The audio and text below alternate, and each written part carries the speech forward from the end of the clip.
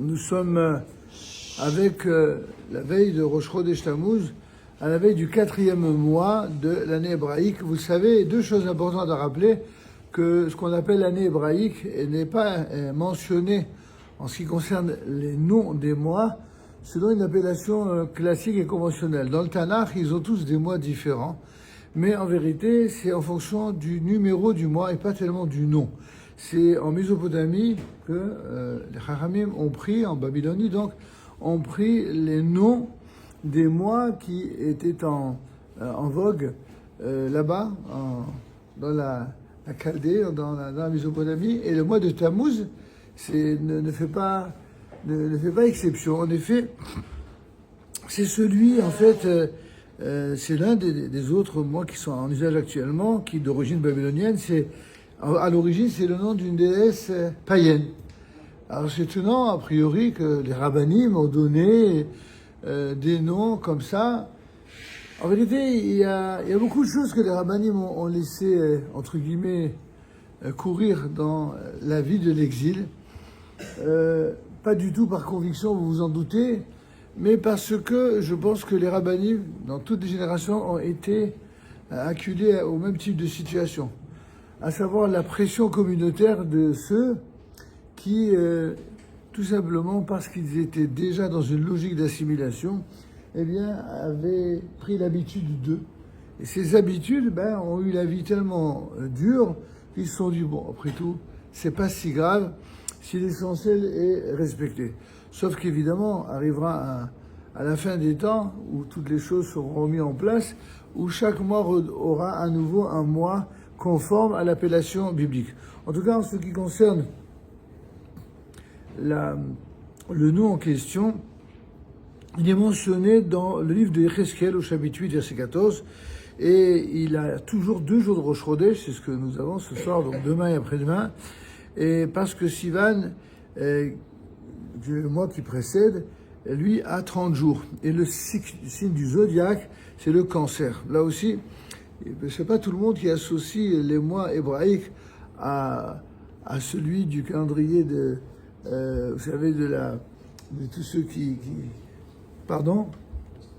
C'est ça, c'est tous ceux qui sont, comme c'est lié à l'astrologie, mais ça aussi, on peut être étonné. En tout cas, la première fois que j'avais vu cela, c'est dans le Eliyahu Kitov, justement, du Rav Eliyahu Kitov, qui, dans le Sefer HaTodah, fait des rapports, pas toujours, pour tous les mois, mais et à chaque fois, il explique pourquoi. En tout cas, il est dit dans le Zohar que le mois de Tammuz fait partie d'une époque de l'année où des dangers potentiels nous menacent et où le mal domine le monde. Alors, évidemment, heureux soit l'homme qui arrive à en échapper, mais comme vous le savez aussi, il est dit à propos du peuple d'Israël que ce ne sont pas les astres qui font la loi.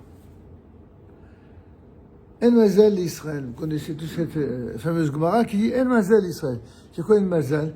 C'est pas dans le sens populaire En Mazal, il n'y a pas de chance. Non, c'est le contraire. Nous ne sommes pas soumis ni astreints à toutes ces fameuses dimensions dites astrales. Les astres ont une valeur, puisque c'est Dieu qui les a créés. C'est lui qui a insufflé en chacun de ces astres une signification, une raison d'être, mais il y a des peuples qui sont soumis aux lois astrologiques, qui sont sous le soleil, et nous sommes soumis à ce qu'il y a au-dessus du soleil. Comment appelle-t-on les idolâtres?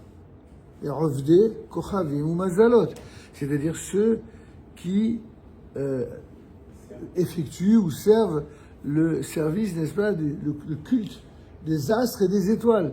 Les astres et les étoiles, ça inclut le soleil, ça inclut la lune, ça inclut toutes les étoiles.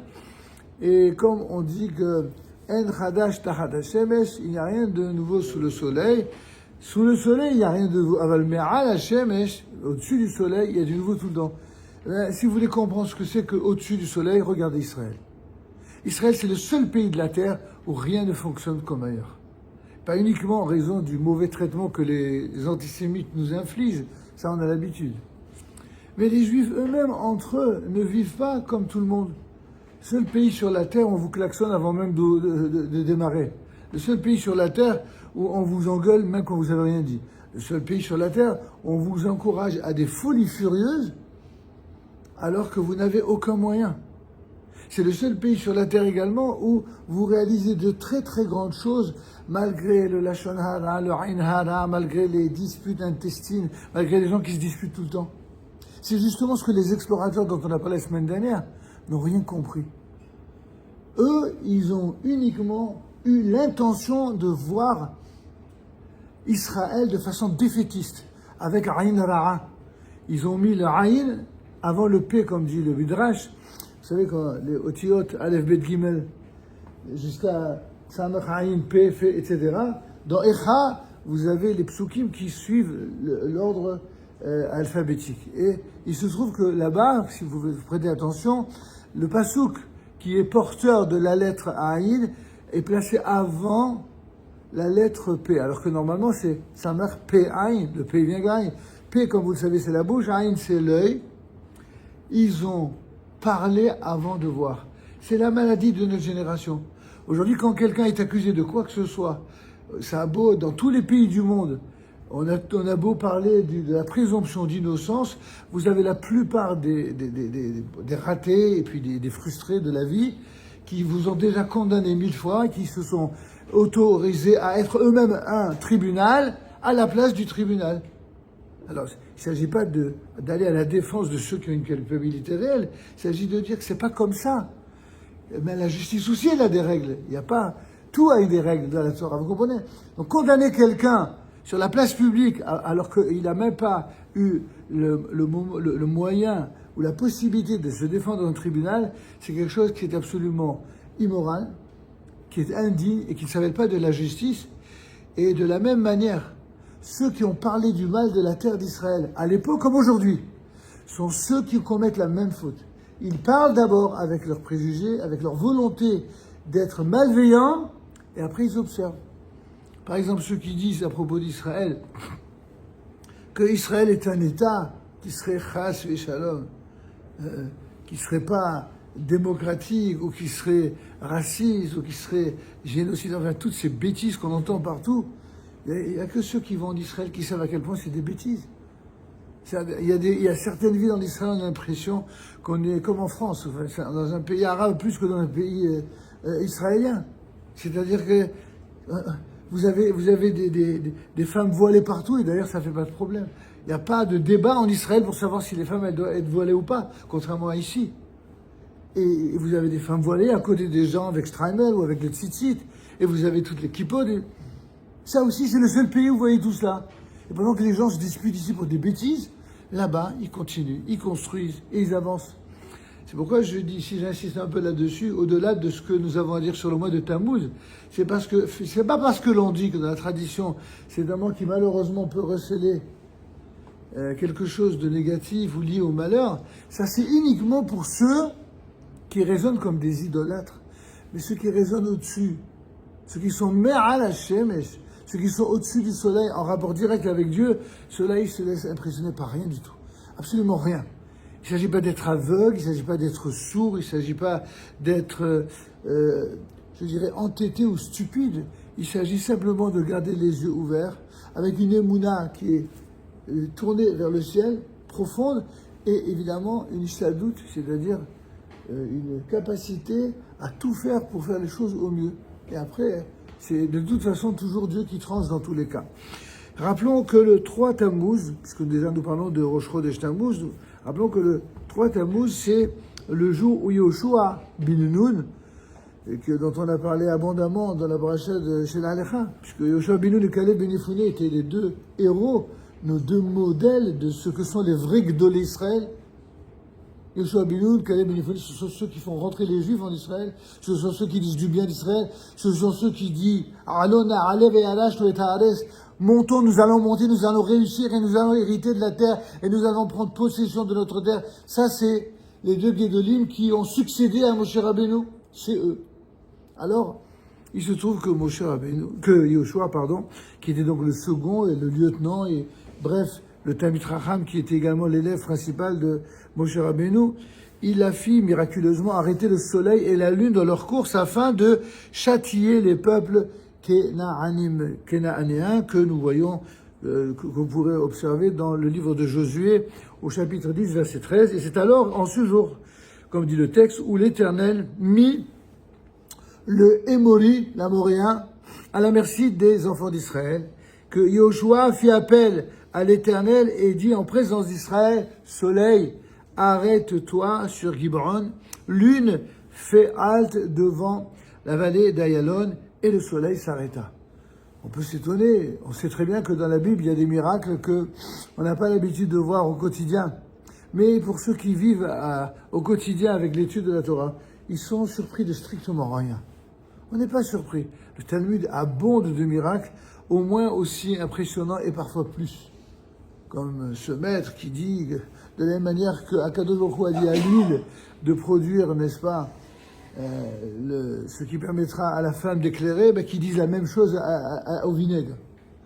C'est pas, on est d'accord que c'est pas normal, c'est pas naturel, c'est pas rationnel, etc. Justement, c'est tout le problème de la raison pour laquelle les nations du monde ne comprennent rien et ne comprendront jamais rien à Israël aussi longtemps qu'ils raisonneront pour Israël de manière rationnelle.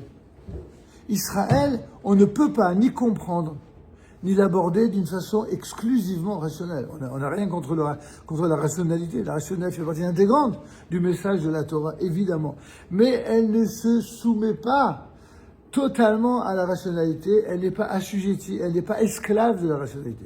La rationalité, c'est une des dimensions voulues par Dieu lorsqu'il a créé la nature. Il y a des choses qui doivent se créer, se réaliser par des voies naturelles et rationnelles quand Akadosh Baruch Hu le décide. Et quand Akadosh Baruch Hu décide que ce ne sont pas des lois rationnelles mais irrationnelles qui doivent prendre le dessus, alors il le décide. Donc, il ne faut pas s'en étonner.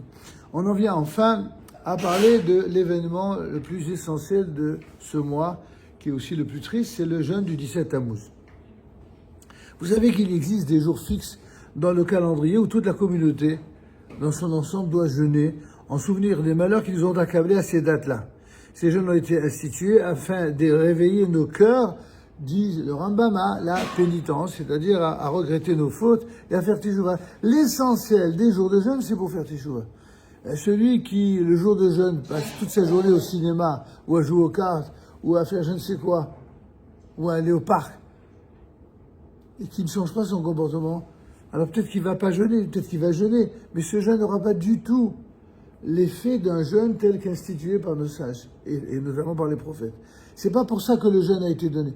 Le jeûne a été donné que pour qu'on change.